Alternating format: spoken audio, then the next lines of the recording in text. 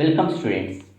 In this video, we are going to discuss about the composition of the House of Lords.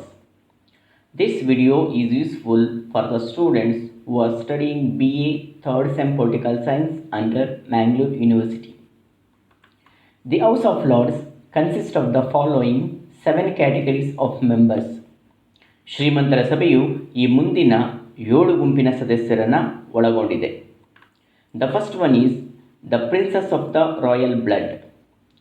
This group consists of 2 or 3 male members of royal family.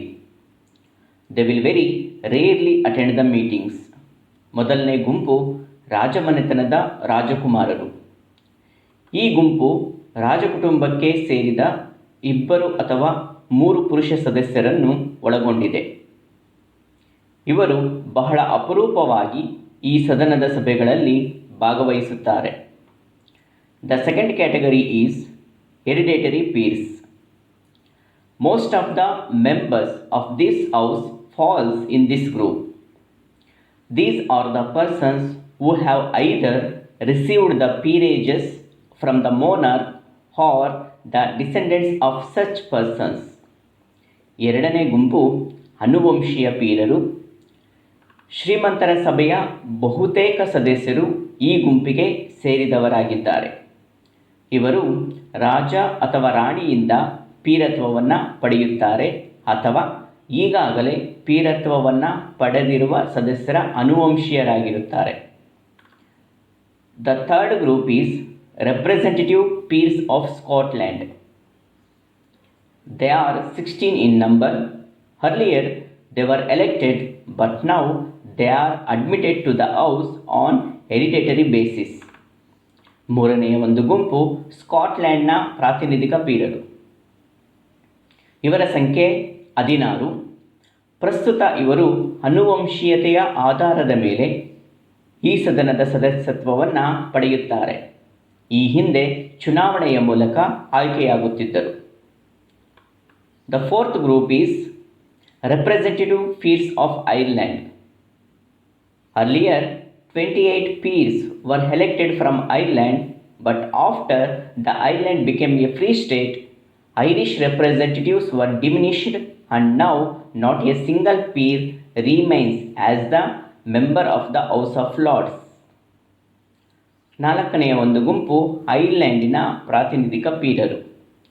ಈ ಹಿಂದೆ 28 ಮಂದಿ ಸದಸ್ಯರು ಐರ್ಲೆಂಡಿನಿಂದ ಚುನಾಯಿಸಲ್ಪಡುತ್ತಿದ್ದರು.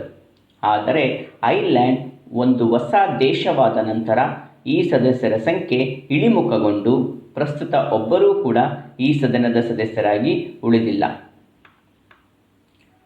The fifth group is Lords of Appeal or Law Lords. At present 12 Law Lords are there in the House of Lords who hold their seats for lifetime.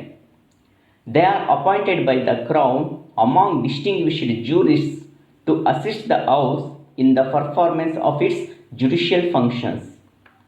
ಐದನೆಯ ಒಂದು ಗುಂಪು Lord's of appeal ಅಥವಾ ಕಾನೂನು ಲಾರ್ಡ್ಗಳು. ಪ್ರಸ್ತುತ 12 ಮಂದಿ ಕಾನೂನು ಲಾರ್ಡ್ಗಳಿದ್ದಾರೆ. ಇವರು ಆಜೀವ ಸದಸ್ಯತ್ವವನ್ನು ಪಡೆದವರಾಗಿದ್ದಾರೆ. ಶ್ರೀಮಂತರ ಸಭೆಯು ತನ್ನ ನ್ಯಾಯಿಕ ಕಾರ್ಯಗಳನ್ನು ನಿರ್ವಹಿಸಲು ರಾಜ ಅಥವಾ ರಾಣಿಯು ಪ್ರಸಿದ್ಧ ನ್ಯಾಯತಜ್ಞರನ್ನು ಕಾನೂನು ಲಾರ್ಡ್ಗಳಾಗಿ ನೇಮಕ ಮಾಡುತ್ತಾರೆ. The sixth group is Lords Spiritual. They are 26 in number. It includes 2 archbishops and 24 senior bishops. ಆರನೆಯ ಒಂದು ಗುಂಪು ಧಾರ್ಮಿಕ ಲಾರ್ಡ್ಗಳು. ಒಟ್ಟು 26 ಮಂದಿ ಧಾರ್ಮಿಕ ಲಾರ್ಡ್ಗಳಿದ್ದಾರೆ. ಇವರಲ್ಲಿ 2 ಆರ್ಚ್ ಬಿಷಪ್ಗಳು ಮತ್ತು 24 ಮಂದಿ ಹಿರಿಯ ಬಿಷಪ್ಗಳಾಗಿರುತ್ತಾರೆ. The last group is life peers. These are the retired persons who had held high offices in the state, that is ministers, speakers, etc. They can hold the membership for their lifetime. ಕೊನೆಯ ಒಂದು ಗುಂಪು ಆಜೀವ ಪೀರರು. ಇವರುಗಳು ದೇಶದ ರಾಜಕೀಯದಲ್ಲಿ ಉನ್ನತ ಹುದ್ದೆಗಳನ್ನು ಅಲಂಕರಿಸಿ ನಿವೃತ್ತಿಯಾದ ವ್ಯಕ್ತಿಗಳು. ಉದಾಹರಣೆ ಮಂತ್ರಿಗಳು, ಸ್ಪೀಕರ್ ಮುಂತಾದವರು.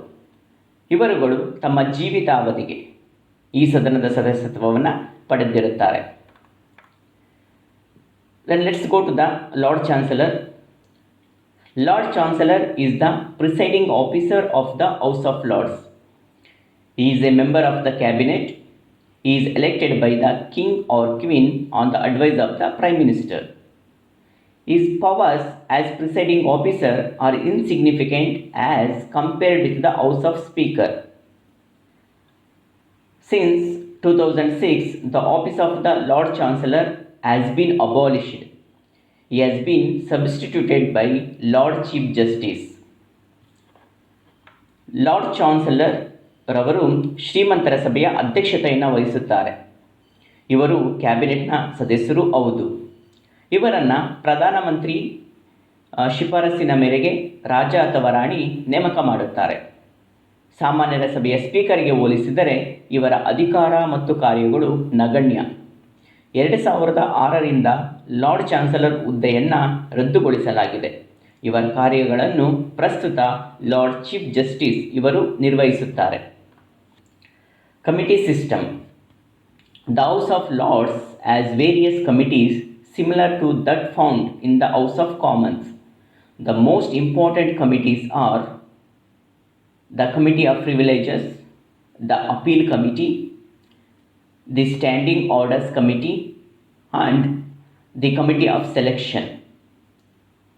ಶ್ರೀಮಂತರ ಸಭೆಯು ಸಾಮಾನ್ಯರ ಸಭೆಯ ರೀತಿಯಲ್ಲಿಯೇ ಹಲವಾರು ಸಂಸದೀಯ ಸಮಿತಿಗಳನ್ನು ಹೊಂದಿದೆ. ಪ್ರಮುಖವಾದ ಸಮಿತಿಗಳೆಂದರೆ ಸವಲತ್ತುಗಳ ಸಮಿತಿ, ಮೇಲ್ಮನವಿ ಸಮಿತಿ, ದಿ ಸ್ಟ್ಯಾಂಡಿಂಗ್ ಆರ್ಡರ್ ಸಮಿತಿ ಮತ್ತು ಆಯ್ಕೆ ಸಮಿತಿ. Dear students, you are advised to read World Constitution written by Dr. Vishnu Bhushan and Dr. Vidya Bhushan, and also World Constitution written by Dr. S.N. Dubey for more information. ಪ್ರೀತಿಯ ವಿದ್ಯಾರ್ಥಿಗಳೇ, ಇನ್ನೂ ಹೆಚ್ಚಿನ ಮಾಹಿತಿಗಾಗಿ ನೀವು ವರ್ಲ್ಡ್ ಕಾನ್ಸ್ಟಿಟ್ಯೂಷನ್ ಎಂಬುವಂತಹ ಪುಸ್ತಕ ಬರೆದಿರ್ತಕ್ಕಂಥವರು doctor Vishnu Bhushan ಮತ್ತು doctor Vidyabhushan. ಹಾಗೆಯೇ world constitution ಎನ್ನುವಂತಹ ಮತ್ತೊಂದು ಪುಸ್ತಕ, ಅದನ್ನು ಬರೆದಿರ್ತಕ್ಕಂಥವರು ಡಾಕ್ಟರ್ S.N. ದುಬೆ. ಈ ಪುಸ್ತಕಗಳನ್ನು ನೀವು ಅಧ್ಯಯನವನ್ನು ಮಾಡಬಹುದು. ಧನ್ಯವಾದಗಳು. Thank you.